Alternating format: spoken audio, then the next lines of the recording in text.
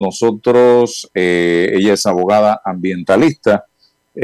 Vamos a tratar de conocer su opinión sobre precisamente el anuncio que hizo el ministro de Comercio el viernes en horas de la mañana, donde se anunció un plan de preservación y asegura que no se trata precisamente de la reapertura de la mina. Julio Moltó indicó que el propósito es evitar un daño ambiental y también darle el mantenimiento a los equipos presentes en Cobre Panamá. El único propósito es proteger a las comunidades y preservar al país, destacó. ¿Qué piensa, licenciada Martita Cornejo, usted que fue una de las, diríamos, bujías de los aspectos legales o de las demandas legales de inconstitucionalidad que se presentaron en el año 2023 contra el contrato minero? Bienvenida.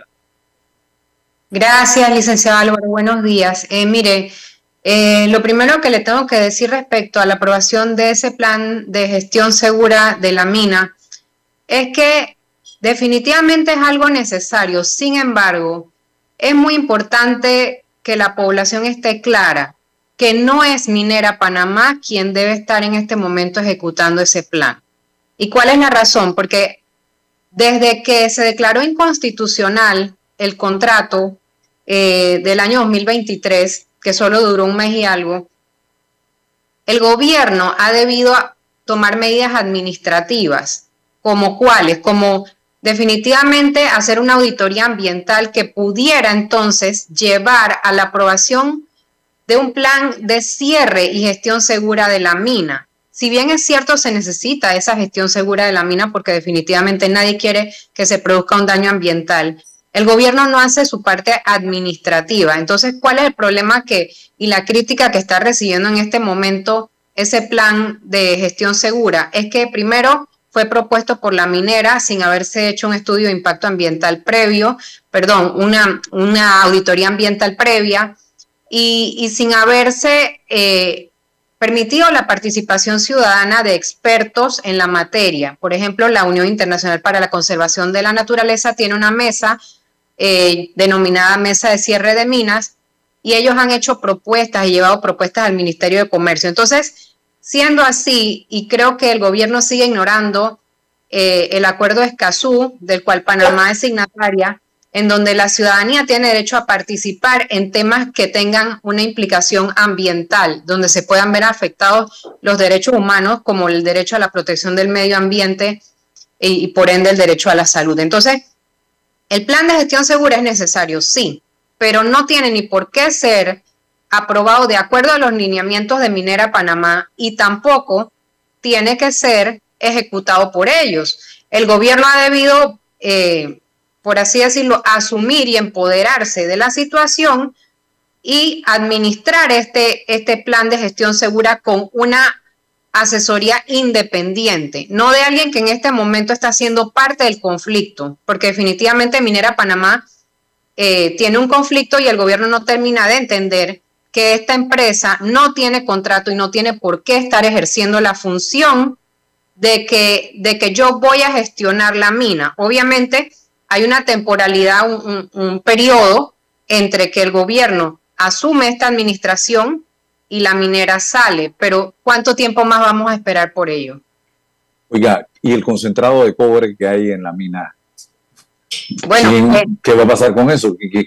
¿A quién le pertenece? Esta es otra de las tantas situaciones que no quedan claras para la población porque no se presenta con transparencia cuál fue el resultado de eso, ni nos han dicho claramente, bueno, esto se extrajo de tal a tal fecha, por ende el concentrado es de los panameños, por ende el concentrado es de la minera, por ende, y en mi opinión, nada es de la minera, porque si nos vamos a la estricta legalidad, desde enero del 2018 hasta el 19 de octubre del 2023, la minera no tuvo contrato. Y en sus reportes financieros está que ellos vendieron cobre extraído de Panamá por 14.500 millones de dólares. Entonces, dígame usted, ¿por qué nosotros le vamos a dar ese concentrado de cobre a una empresa que durante más de 5 años no tuvo contrato, pero vendió $14.500? Entonces, es contradictorio aquí porque el Estado no quiere, el gobierno no quiere asumir su rol de defensa del Estado panameño. Porque si nosotros tenemos todas estas pruebas a nuestro favor, donde ellos han declarado públicamente sus estados financieros, nosotros vendimos $14.500 en cobre de Panamá, pero no teníamos contrato. Entonces, ¿qué más confesión de parte necesitamos? Entonces, siendo así, de esta manera las cosas, el gobierno no está asumiendo su rol administrativo. Y esta es la gran desgracia de Panamá. El gobierno da concesiones, no supervisa, no toma el control de las situaciones que son su responsabilidad tomar, y por eso los cuestionamientos a esta empresa y por eso los cuestionamientos a la administración gubernamental. Yo sé que definitivamente el gobierno tiene 11 meses, casi un año de haber iniciado, pero yo creo que ya era hora de que ellos le pusieran el pie al acelerador en este tema y se pudiera haber hecho una mejor administración del tema ambiental. Y ahí entra el ministro Navarro, al que le pedimos que por favor la auditoría ambiental se concrete y que este plan de gestión segura debe ser mejorado, nutrido y planteado con un asesor independiente, no por parte de Minera Panamá, quien no debería ni siquiera estar dentro de las instalaciones, porque ya el gobierno ha debido tomar el control de esta mina y ha debido contratar una empresa independiente. No es lo mismo que Minera Panamá hubiera culminado su contrato y ya viene la parte de cuidado y mantenimiento, pero esto no fue así. Minera Panamá quedó sin contrato y ya esta parte de la gestión segura no le corresponde a ellos, le corresponde al Estado panameño a través de un gobierno que debería tomar las riendas y el control del resultado de esta auditoría ambiental y de ese plan de cierre y gestión segura de la mina. Rolando. Sí, mire, buenos días, señora Cornejo. Yo tengo varias preguntas sobre este tema del concentrado de cobre. En primer lugar, se está planteando utilizar el producto de la menta para darle mantenimiento a esta mina. Pero yo me pregunto lo siguiente. Uno, ¿quién va? Porque evidentemente el valor de ese concentrado de cobre sobrepasa en gran medida el plan de gestión, y me pregunto quién va a estar en custodia de los fondos que se genere la venta de eso. Dos, me pregunto quién va a ejercer ese plan de gestión, porque como bien dice usted, no debería ser la empresa, sino el Estado o una empresa especializada que contrate el Estado, pero me pregunto los detalles sobre esto. Digamos que es buena idea vender el concentrado de cobre, pero entonces eso va a generar, yo no sé cuánto dinero es eso, me imagino que son cientos de millones de dólares. Entonces, ¿quién va a recibir ese dinero? ¿La empresa? ¿El Estado panameño? ¿Cómo se va a administrar? ¿Dónde va a estar en esos fondos? O sea, yo no sé si usted tiene detalles sobre eso. Bueno, soy igual de ciudadana que usted y no tenemos esa información porque la falta de transparencia de la información por parte del ministro de Comercio ha sido igual para todos los panameños y es lo que seguimos cuestionando. Y como le vuelvo a repetir, el gobierno, ni el gobierno anterior del expresidente Cortizo, ni el actual gobierno han querido ejercer el rol de defensa del Estado panameño. ¿Por qué? No lo sabemos. No sabemos quién va a salir allí vinculado a haber hecho qué con la empresa minera, pero no han querido defender a la nación haciendo énfasis de que la empresa quedó sin contrato en enero del 2018 y eso los juristas que hemos estado vinculados con conocer el caso estamos muy claros que toda la operación de la minera desde el 2018 en enero hasta el 2023 fue ilegal. Siendo así, yo creo que el gobierno simplemente teniendo tantas herramientas legales para defender al país, pues no le da la gana de hacerlo y no lo va a hacer y sus razones tendrá para ocultarle al pueblo panameño las razones por las cuales no muestra los incumplimientos ambientales de la minera, las razones de por qué no prueba ese concentrado de cobre, a quién se le va a asignar la propiedad y quién va a administrar los fondos, que es lo que usted está preguntando. Entonces, el gobierno no está siendo transparente cuando en todo tema relacionado al medio ambiente y a una actividad que destruye el medio ambiente, como es el caso de la extracción de minería metálica a cielo abierto, y lo dijo la Corte, debe haber la transparencia que corresponde, porque la ley 125 del 2020, que es el acuerdo de Escazú, le otorga a la población derecho de participación, de conocer, de cuestionar, de aportar, y el gobierno de considerar las consideraciones de la población en temas ambientales. Bueno, no hay duda de que este asunto genera más preguntas que el gobierno no está dispuesto a aclarar. En esa conferencia de prensa ha debido decir cómo se iban a administrar estos dineros, a quién pertenece ese concentrado, a quién se iba a contratar para llevar a cabo esto, porque evidentemente la mina no tiene absolutamente ninguna injerencia, al menos teóricamente y legalmente, para manejar lo que está allí. Entonces, el gobierno, por lo que yo veo, está cediendo un deber a una empresa que no tiene absolutamente nada que ver con lo que ha quedado allí en Donoso. Martita, y otra pregunta que yo quisiera hacer es, los arbitrajes están suspendidos, no es que los sacaron de circulación o los eliminaron. Claro.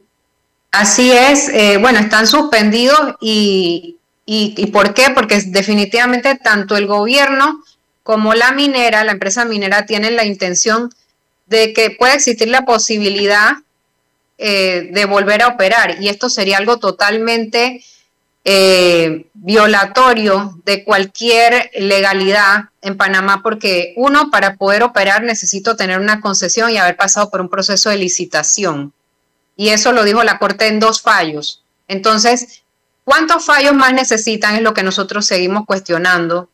¿Por qué no se respeta el Estado de Derecho? ¿Por qué el gobierno central, el Ejecutivo, siguen ignorando los criterios legales para una contratación? ¿Por qué piensan que pueden hacer una empresa pública, privada? ¿Por qué piensan que pueden extraer esto de manera estatal? Cuando la Corte fue enfática en decir, hay muchos derechos, hay derecho a la empresa, hay derechos humanos, derecho al agua, derecho a la salud, a la vida, al medio ambiente saludable. Entonces, si una actividad destruye el derecho al medio ambiente saludable y a la vida de las poblaciones, la Corte se tiene que inclinar por proteger la salud y la vida de las poblaciones antes que una actividad económica, antes que explotar una actividad económica, porque no existe en ningún mundo civilizado alguien que pretenda que esta actividad económica va a envenenar 2, 3 ríos y vamos a dejar a la población sin agua, pero no importa porque ahí vamos a sacar miles de millones. No se trata de eso. No estamos en un mundo donde las poblaciones pueden ser destruidas, masacradas y sus tierras envenenadas, porque no es real, y para eso Panamá es signataria de la Ley de los Derechos de la Naturaleza, somos signatarios de todos los acuerdos internacionales en materia de derechos humanos, la Declaración de Río, que es muy puntual en esto. Entonces, al final de cuentas,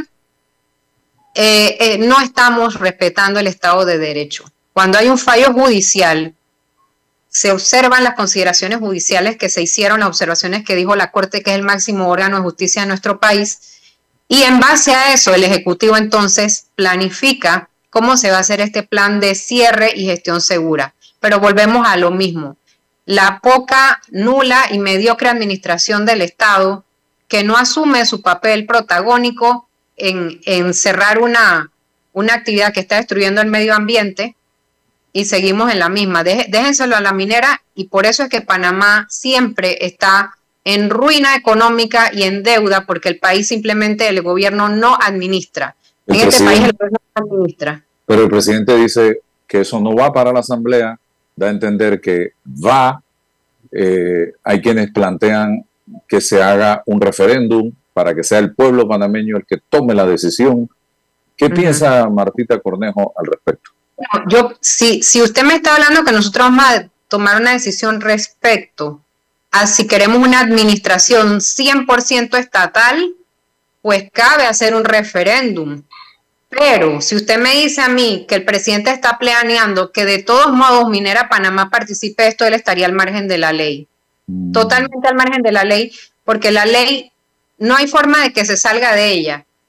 Tiene que pasar por una licitación, tiene que pasar por consultas ciudadanas e igualmente, si es por eso mismo tendríamos que pasar por un referéndum si fuera estatal, porque definitivamente toda acción o actividad que implique destrucción o afectación del medio ambiente tiene que pasar por una consulta ciudadana, por lo que ordena el Acuerdo de Escazú del que somos signatarios. Entonces, y es una ley de la República. Entonces, el presidente plantea muchas cosas, pero yo no sé quién lo está asesorando a él, porque de verdad que son bastante erráticos sus comunicaciones, como si desconocieran las normas que rigen en Panamá para poder hacer una explotación minera. Y lo más increíble, el artículo 259 de la Constitución dice que estas actividades deberán tener un interés social. Y dígame usted, ¿cuál explotación del subsuelo usted ha visto que tenga un interés social? Si usted va a las comunidades aledañas a la mina, no ha habido progreso de ningún tipo, y lo que sí ha habido es una gran destrucción que usted puede ver desde el cielo cuando pasa en cualquier vuelo interno de nuestro país. Usted puede ver lo desastroso que hay ahí y la destrucción que se llevó el corredor biológico mesoamericano, parte de, y todos los ecosistemas que en él convivían. Entonces, no sé quién asesora al presidente, pero es lamentable. Cada vez que hace una comunicación respecto a la minera, es como si hablara al margen de la ley, porque no parecieran desconocerla. Bueno, ¿ibas a decir algo, Rolando? ¿Ya se nos acabó el tiempo? No. Bueno, gracias, Martita, por estar con nosotros en la mañana de hoy aquí en Noticias 180 Minutos. Gracias. Gracias. Rolando, yo sí quiero aclarar que nosotros desde el viernes, cuando terminó la conferencia del ministro Moltó, hicimos el enlace con Presidencia de la República para solicitar entrevistar al señor ministro. No recibimos respuesta. Ayer le chateamos directamente al ministro. No nos cerró las puertas a la posibilidad de hablar. Eso sí, no recibimos la confirmación de cuándo. Así que por eso no tenemos la otra parte. No porque no queremos. Los intentos se hacen, pero no recibimos respuesta.